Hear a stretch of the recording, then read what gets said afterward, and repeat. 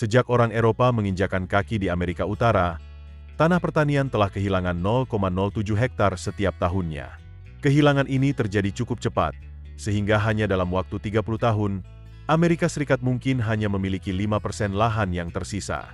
Ini adalah sebuah tingkat degradasi yang mampu mendorong negara adidaya global ke ambang kehancuran sumber daya.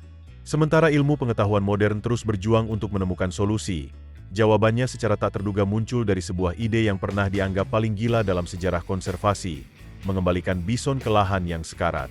Jadi, bagaimana spesies raksasa ini, yang dulunya hampir punah, mampu memicu revolusi ekologis yang luar biasa, dan mengubah lahan tandus menjadi padang rumput yang subur hanya dalam waktu 10 tahun. Dalam episode ini, Jejak Media akan membawa Anda melalui kisah kembalinya bison, dan bagaimana mereka sekali lagi menjadi insinyur terhebat di padang rumput Amerika Utara. Untuk memahami mengapa bison dapat menghidupkan kembali seluruh lanskap yang mati, kita perlu melihat kembali tragedi yang telah terjadi di padang rumput Amerika Utara selama lebih dari 400 tahun. Sebelum manusia modern menguasai benua ini, wilayah ini merupakan rumah bagi ekosistem yang benar-benar unik. Hamparan rumput yang luas membentang dari Kanada hingga ke Texas. Begitu luasnya, sehingga para ilmuwan menyebutnya sebagai sabuk bison besar. Di dalam hamparan yang sangat luas itu, puluhan juta bison bergerak seperti sungai hitam yang melintasi padang rumput hijau, menjadi jantung yang menggerakkan seluruh ekosistem. Hewan yang hingga kini masih terkenal dan disebut oleh orang Amerika sebagai kerbau Amerika Serikat. Tetapi, ketika orang Eropa tiba di Amerika Utara pada abad ke-16, semuanya mulai berputar ke arah yang membawa malapetaka. Dalam waktu kurang dari 1 abad, populasi bison runtuh dari 60 juta ekor, menjadi hanya tersisa 325 ekor saja. Di balik hiruk-pikuk perburuan bison, motifnya bukan hanya sekadar keuntungan dari kulit dan dagingnya. Itu juga merupakan strategi diam-diam untuk melemahkan mata pencaharian masyarakat adat, sekaligus membuka jalan bagi pemukiman Eropa. Setelah pembantaian itu, sejumlah kecil bison yang tersisa dilindungi di daerah terpencil. Sementara itu, sisa padang rumput yang luas mulai dipecah-pecah oleh aktivitas pertanian, bajak besi, dan kawanan hewan ternak. Akibatnya, tanah menjadi padat, rumput asli layu, dan sistem mikroba di bawah tanah hancur total. Konsekuensi terbesar akhirnya datang bersama bencana badai debu pada tahun 1930-an, ketika ratusan juta ton tanah lapisan atas kering, terbang tertiup angin hingga ke Samudra Atlantik. Bencana mengerikan itu memaksa dunia untuk mengakui satu hal, bahwa padang rumput tidak akan dapat bertahan hidup tanpa hewan yang telah membentuknya selama ribuan tahun. Kemudian, pada awal abad ke-21, ketika setiap solusi modern tampaknya menemui jalan buntu, beberapa ahli ekologi berani mengusulkan sebuah ide yang begitu berani, sebuah ide yang awalnya dianggap sangat absurd, membiarkan alam beroperasi kembali, seperti sebelum manusia datang. Jadi, bagaimana tepatnya rencana berisiko itu terwujud, dan apa hasilnya? Alih-alih mencoba mengubah tanah, para ilmuwan bertaruh untuk mengubah hewan pemakan rumput yang hidup di atasnya. Dan perubahan terbesar dari semuanya adalah memperkenalkan kembali bison ke lahan yang sudah mati. Bukan ke ladang yang subur, melainkan ke tanah kering dan retak, di mana bahkan rumput pun tidak lagi tumbuh. Semua prediksi menunjukkan bahwa bison tidak akan bertahan lama di sana. Tetapi, kenyataannya sangat berbeda. Tepat setelah dilepaskan, kawanan bison itu menghilang dari lokasi penelitian. Drone, GPS, bahkan helikopter pun tidak dapat menemukan mereka. Banyak yang khawatir kawanan itu telah mati, atau melarikan diri dari area percobaan. Tetapi sebenarnya, mereka bergerak menuju dataran tinggi di mana vegetasi hampir tidak ada. Tidak ada yang tahu mengapa mereka melakukan ini. Hilangnya kawanan itu berarti seluruh proyek berada di ambang kehancuran. Lebih dari 178 miliar rupiah dana penelitian terancam lenyap, dan sekitar 250 ilmuwan menghadapi risiko kehilangan pekerjaan, menyeret upaya restorasi ekologis paling ambisius dalam beberapa dekade ini ke jurang kegagalan. Tetapi, untuk memahami mengapa bison berperilaku seperti ini, kita perlu melihat sifat dasar dari spesies tersebut. Bison bukanlah makhluk cerdas yang mampu memecahkan teka-teki seperti lumba-lumba atau burung gagak. Namun, mereka memiliki naluri bertahan hidup yang telah disempurnakan selama puluhan ribu tahun. Ketika hidup di lingkungan yang aman, mereka menunjukkan sisi yang sama sekali berbeda. Penasaran, jeli, Dan seperti anak kecil yang menemukan dunia untuk pertama kalinya. Anak bison bahkan diajari berenang sejak usia dini, selalu dengan induknya di belakang mereka, siap terjun ke air dingin jika bahaya muncul. Perpaduan antara keberanian, ketekunan, perlindungan kawanan, dan rasa ingin tahu yang lembut inilah yang menjadikan mereka insinyur ekologi yang sempurna, meskipun mereka tidak pernah bermaksud memainkan peran itu. Dan justru naluri inilah yang menjelaskan peristiwa tak terduga yang terjadi selanjutnya. Ternyata, hilangnya mereka adalah tanda pertama bahwa bison tidak hanya bertahan hidup. Mereka juga mulai melakukan apa yang paling baik dilakukan oleh seorang insinyur ekologi, yaitu memulihkan lahan. Tidak seperti sapi yang cenderung berdiri di satu tempat dan memadatkan tanah menjadi gumpalan yang keras, bison justru terus bergerak, dan hampir tidak pernah tinggal terlalu lama di satu titik. Setiap langkah kaki mereka yang berat berfungsi melonggarkan lapisan tanah atas, membuka saluran-saluran kecil yang memungkinkan air hujan meresap, alih-alih mengalir hilang begitu saja. Setiap tumpukan kotoran yang tersebar di sepanjang jalan mereka menjadi sumber nutrisi alami yang sangat kaya akan nitrogen, fosfor, dan kalium, unsur yang telah lama hilang dari rumput asli selama beberapa dekade. Dan setiap kali bison berguling di tanah, tubuhnya yang berbobot hampir 1 ton menciptakan cekungan dangkal. Cekungan ini berfungsi menampung air, memungkinkan biji-biji tanaman jatuh dan berkecambah di dalam pembibitan mikro yang tersebar di seluruh padang rumput. Prinsip di balik lubang-lubang kecil ini bekerja seperti pengumpul air alami.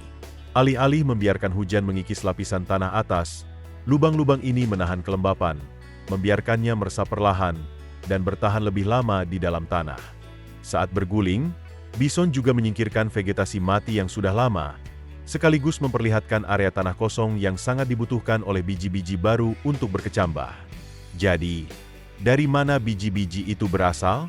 Hebatnya, biji-biji itu berasal dari bulu mereka sendiri. Dan yang terpenting, bison tidak pernah merumput secara berlebihan di suatu area. Kawanan bison selalu bergerak, meninggalkan petak-petak tanah dengan waktu yang cukup untuk pulih dan beregenerasi. Melalui siklus inilah, padang rumput mulai pulih sejak jejak kaki pertama yang mereka tinggalkan. Perubahan pertama pun muncul secara perlahan. Setelah 3 tahun, hamparan hijau kecil mulai muncul di lahan yang dulunya dianggap sebagai lahan tanpa harapan. Setelah 4 tahun, rumput-rumput asli kembali tumbuh dengan subur. Dan pada tahun ke-10, kamera drone merekam sebuah pemandangan yang tak seorang pun percaya bahwa hal itu mungkin terjadi. Gurun yang hampir mati, kini telah berubah menjadi padang rumput yang semarak dan penuh warna. Kembalinya vegetasi ini juga membawa kembali satwa liar. Spesies burung yang sempat menghilang selama 20 hingga 30 tahun, kini mulai kembali. Serangga-serangga penyerbuk pun muncul kembali, bersama dengan banyak mamalia kecil. Rubah, coyote, dan bobcat mulai kembali menetap di daerah tersebut. Tanah kini menjadi lebih mampu menahan kelembapan. Aliran-aliran air yang dulunya mengering di musim panas, kini dapat menampung air jauh lebih lama. Ekosistem ini tampaknya mengingat kembali bagaimana ia berfungsi ketika bison masih ada, dan mulai memulihkan dirinya sendiri sesuai dengan ribuan tahun proses evolusi. Temuan dari padang rumput Kansas Konza menunjukkan bahwa di daerah yang dihuni oleh bison, kekayaan spesies tumbuhan meningkat hingga 86% selama lebih dari 3 dekade.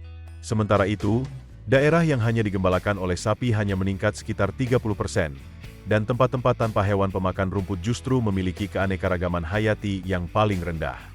Hal ini menunjukkan bahwa peran ekologis bison tidak akan pernah dapat digantikan oleh spesies lain. Bahkan sapi, meskipun memiliki penampilan yang serupa, tidak dapat memberikan dampak yang sama.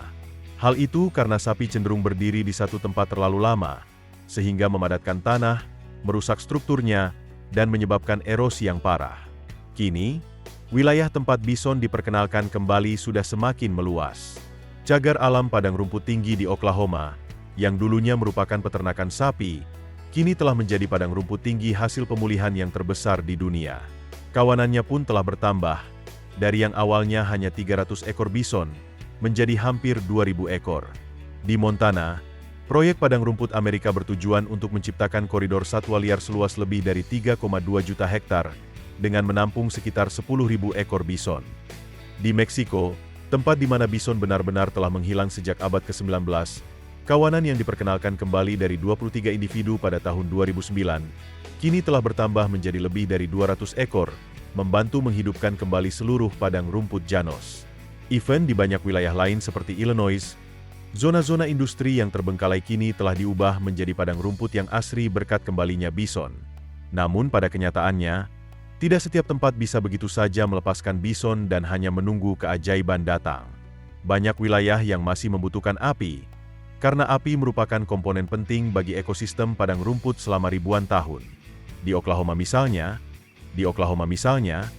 pihak pengelola sengaja membakar sepertiga dari cagar alam setiap tahunnya untuk meniru kondisi alami. Api ini berfungsi untuk menghilangkan vegetasi yang telah mati, memicu pertumbuhan kembali rumput-rumput muda yang kuat, sekaligus menciptakan sumber makanan ideal bagi kawanan bison. Ketika bison dan api beroperasi bersama di bawah pola ekologis kuno, padang rumput akan pulih jauh lebih kuat daripada dengan metode buatan apapun. Data yang dikumpulkan setelah 10 tahun reintroduksi bison menunjukkan bahwa kelembaban tanah meningkat 25 hingga 40% setelah hujan, erosi berkurang hampir setengahnya, dan kekayaan spesies tumbuhan meningkat 70 hingga 80%, tergantung pada wilayahnya. Hebatnya, daerah yang dulunya kehilangan semua vegetasi kini telah menjadi pusat keanekaragaman hayati. Yang paling mengesankan adalah bahwa tidak ada teknologi canggih, sistem irigasi, maupun pupuk buatan yang berada di balik transformasi luar biasa ini. Semua itu tercapai hanya melalui keberadaan bison dan proses alami yang telah mereka ikuti selama ribuan tahun. Keberhasilan proyek restorasi bison ini memunculkan sebuah pertanyaan yang jauh lebih besar. Apa yang akan terjadi jika jutaan bison, seperti yang pernah ada dulu, diizinkan untuk kembali ke seluruh Amerika Utara? Dapatkah Great Plains mendapatkan kembali bentuk historisnya? Dapatkah erosi tanah, degradasi lahan, dan bahkan perubahan iklim dikurangi hanya dengan membiarkan alam lakukan tugasnya? Yang pasti adalah, bison telah mencapai apa yang gagal dilakukan manusia dalam ratusan tahun pengelolaan tanah. Mereka mengubah lanskap yang mati menjadi ekosistem yang kembali hidup. Mereka menunjukkan kepada kita bahwa restorasi ekologis tidak selalu berasal dari teknologi yang mahal, melainkan dari pemahaman tentang bagaimana sistem alami bekerja dan memulihkan bagian-bagian yang telah hilang. Namun, ironi terbesar justru terletak pada masa kini. Sebanyak 95% bison saat ini hanya ada sebagai produk komersial industri daging. Sementara itu, hanya 5% saja yang tersisa sebagai insinyur ekologi sejati, satu-satunya individu yang masih mampu menghidupkan kembali seluruh padang rumput. Industri daging bison kini bernilai lebih dari $350 juta per tahun di Amerika Serikat, dengan permintaan yang terus meningkat sebesar 10 hingga 15% setiap tahunnya, berkat reputasinya sebagai makanan super yang berprotein tinggi dan rendah kolesterol. Nilai ekonomi yang tinggi ini telah mendorong sebagian besar bison ke peternakan industri, yang tanpa disengaja, justru memperkecil peluang spesies yang pernah membentuk seluruh benua ini untuk pulih secara alami. Bison, dengan kuku, kotoran, tubuh berguling, dan jalur migrasi kuno mereka, pernah menjaga seluruh benua ini tetap berfungsi. Ketika mereka menghilang, padang rumput runtuh. Dan ketika mereka kembali, semuanya mulai hidup kembali. Kebangkitan yang mereka hasilkan setelah 10 tahun telah membuat para ilmuwan takjub. Tetapi bagi alam, mungkin memang begitulah seharusnya. Kisah bison bukan hanya tentang pemulihan satu spesies, melainkan sebuah pengingat bahwa kemakmuran seluruh benua dapat bergantung pada mata rantai alam yang paling sederhana dan paling sering terabaikan. Dan dalam kisah kembalinya mereka, kita diingatkan bahwa terkadang solusi paling ampuh untuk krisis modern kita adalah solusi yang telah tertulis di atas tanah, jauh sebelum kita tiba. Dan pertanyaan terakhir untuk kita semua sebenarnya sangat sederhana. Jika satu kawanan bison saja dapat menyelamatkan lanskap yang sekarat, apakah kita memiliki keberanian untuk membiarkan jutaan bison melakukan hal yang sama? Terus berikan komentar Anda di bawah. Kami membaca semuanya.